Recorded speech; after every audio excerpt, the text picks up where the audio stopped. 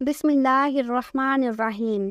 سامری جادوگر اور حضرت موسیٰ علیہ السلام کا واقعہ۔ فرعون کی ہلاکت کے بعد بنی اسرائیل اس کے چنگل سے آزاد ہوئے تو سب کے سب حضرت موسیٰ علیہ السلام پر ایمان لے آئے۔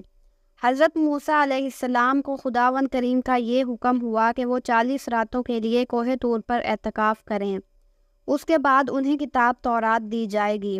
چنانچہ حضرت موسیٰ علیہ السلام کوہ طور پر چلے گئے اور بنی اسرائیل کو اپنے بھائی حضرت ہارون علیہ السلام کے سپرد کر گئے۔ آپ 40 دن تک دن بھر روزہ رکھتے اور ساری رات عبادت میں مشغول رہتے، جبکہ دوسری طرف بنی اسرائیل میں ایک شخص رہا کرتا تھا جس کا نام سامری تھا، جو طبی طور پر نہایت گمراہ کن آدمی تھا۔ اس کی ماں نے برادری میں رسوائی اور بدنامی کے ڈر سے اس کو پیدا ہوتے ہی پہاڑ کی ایک غار میں چھوڑ دیا تھا۔ حضرت جبرائیل علیہ السلام نے اللہ تبارک و تعالیٰ کے حکم سے اس کو اپنی انگلی سے دودھ پلا کر پالا۔ یہی وجہ تھی کہ حضرت جبرائیل علیہ السلام کو پہچانتا تھا۔ اس کا پورا نام موسیٰ سامری ہے اور حضرت موسیٰ علیہ السلام کا نام بھی موسیٰ ہے۔ موسیٰ سامری کو حضرت جبرائیل علیہ السلام نے پالا تھا اور حضرت موسیٰ علیہ السلام کی پرورش فرعون کے گھر ہوئی تھی، مگر خدا کی شان کے فرعون کے گھر پرورش پانے والے موسیٰ علیہ السلام خدا کے رسول ہوئے، اور موسیٰ سامری جو حضرت جبرائیل علیہ السلام کا پالا ہوا تھا وہ کافر ہوا۔ جن دنوں حضرت موسیٰ علیہ السلام کوہ طور پر اللہ کی عبادت میں مشغول تھے، وہیں سامری نے آپ کی غیر موجودگی کو غنیمت جانا اور اس نے بنی اسرائیل کے سونے چاندی کے زیورات کو پگھلا کر اس سے ایک بچھڑا بنایا۔ پھر حضرت جبرائیل علیہ السلام کے گھوڑوں کے قدموں کی خاک جو اس کے پاس محفوظ تھی، اس نے وہ خاک بچھڑے کے منہ میں ڈال دی تو وہ بچھڑا بولنے لگا۔ پھر سامری نے مجمع عام میں یہ تقریر شروع کر دی کہ اے بنی اسرائیل، حضرت موسیٰ علیہ السلام خدا سے بات کرنے کے لیے کوہ طور پر تشریف لے گئے ہیں، لیکن خدا تو ہم لوگوں کے پاس آ گیا ہے اور بچھڑے کی طرف اشارہ کر کے بولا کہ یہی خدا ہے۔ اس نے ایسی گمراہ کن تقریر کی کہ بنی اسرائیل کو بچھڑے کے خدا ہونے کا یقین آ گیا اور وہ بچھڑے کو پوجنے لگے۔ بیان کیا جاتا ہے کہ اس وقت 12,000 آدمیوں کے سوا ساری قوم نے چاندی سونے کے بچھڑے کو بولتا دیکھ کر اس کو خدا مان لیا اور اس کے آگے سر بسجود ہو کر اس بچھڑے کو پوجنے لگے۔ چنانچہ سورۃ الاعراف آیت نمبر 148 میں اللہ تعالیٰ ارشاد فرمایا ہے، اور موسیٰ کے پیچھے اس کی قوم نے اپنے زیورات سے ایک بے جان بچھڑے کو معبود بنا لیا جس کے گائن جیسی آواز تھی۔ کیا انہوں نے یہ نہ دیکھا کہ وہ بچھڑا ان سے نہ کلام کرتا ہے اور نہ انہیں کوئی ہدایت دیتا ہے؟ انہوں نے اسے معبود بنا لیا اور وہ ظالم تھے۔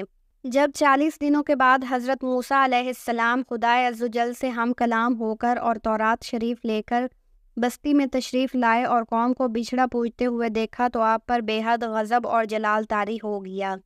آپ نے جوش و غضب میں اپنے بھائی حضرت ہارون علیہ السلام کو ڈانٹا اور فرمانے لگے کہ کیوں تم نے ان لوگوں کو اس کام سے نہیں روکا؟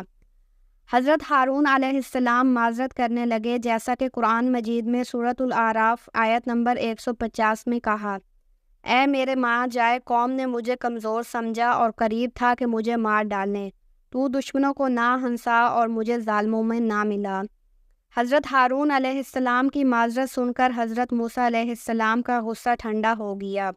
اس کے بعد آپ نے اپنے بھائی حضرت ہارون علیہ السلام کے لیے رحمت اور مغفرت کی دعا فرمائی۔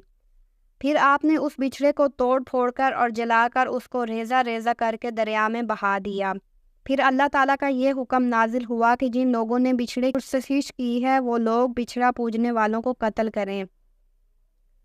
اس کے بعد حضرت موسیٰ علیہ السلام نے چن چن کر اچھے 70 آدمیوں کو ساتھ لیا اور کوہ طور پر تشریف لے گئے۔ جب لوگ کوہ طور پر طلب، معذرت اور استغفار کرنے لگے تو اللہ تعالیٰ کی طرف سے آواز آئی کہ اے بنی اسرائیل، میں ہی ہوں، میرے سوا تمہارا کوئی معبود نہیں۔ میں نے ہی تم لوگوں کو فرعون کے ظلم سے نجات دے کر تم لوگوں کی فرعون کے ظلم سے بچایا ہے، لہٰذا تم لوگ فقط میری ہی عبادت کرو اور میرے سوا کسی کو مت پوجو۔ اللہ تعالیٰ کا یہ کلام سن کر یہ 70 آدمی یک زبان ہو کر کہنے لگے کہ اے موسیٰ علیہ السلام، ہم ہرگز آپ کی بات نہیں مانیں گے جب تک ہم اللہ تعالیٰ کو اپنے سامنے نہ دیکھ لیں۔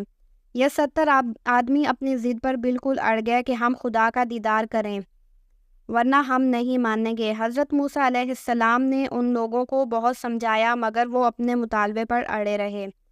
پھر اللہ تعالیٰ نے اپنے غضب و جلال کا اظہار اس طرح فرمایا کہ ایک فرشتہ آیا اور اس نے ایک ایسی خوفناک چیخ ماری کہ خوف دہشت سے ان لوگوں کے دل پھٹ گئے اور یہ 70 آدمی مر گئے۔ پھر حضرت موسیٰ علیہ السلام نے خدا تعالیٰ سے ان لوگوں کے لیے زندہ ہو جانے کی دعا مانگی تو یہ لوگ زندہ ہو گئے۔